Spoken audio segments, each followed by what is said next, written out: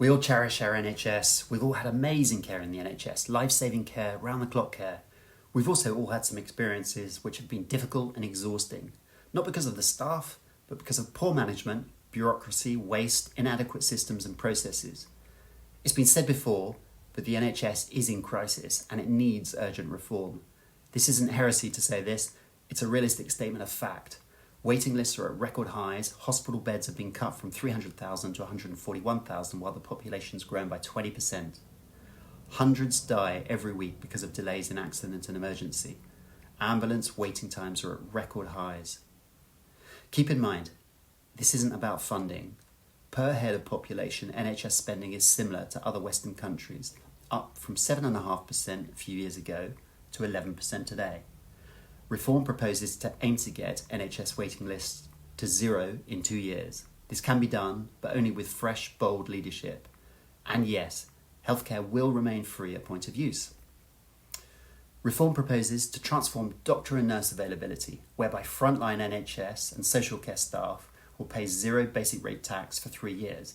This will help to retain existing staff and attract many back who've left in recent years.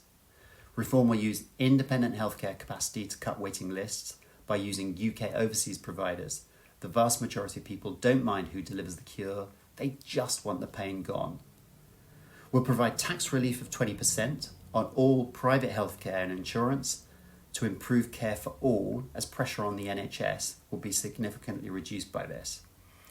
And Reform will advocate to end all training caps for all UK medical students, writing off student fees pro rata per year over 10 years of NHS service for all doctors, nurses and medical staff. And in the medium term, we'll put patients back in charge with an NHS voucher scheme for private treatment if they can't see a GP within 3 days, a consultant in 3 weeks, or get an operation in 9 weeks. Reform will focus on results, not targets. We'll nail down better prices using economies of scale, better IT, for example. We'll review all private finance contracts with the NHS. And finally, to improve the situation for accident and emergency and cut waiting times, we'll drive a campaign of pharmacy first, GP second, A&E last. More beds in accident and emergency and other parts of the NHS are essential. These NHS pledge costs will be £17 billion a year, more than covered by the proposed savings initiatives within our manifesto. Check it out online. Next on the agenda, immigration. Don't wince. This one needs to be discussed.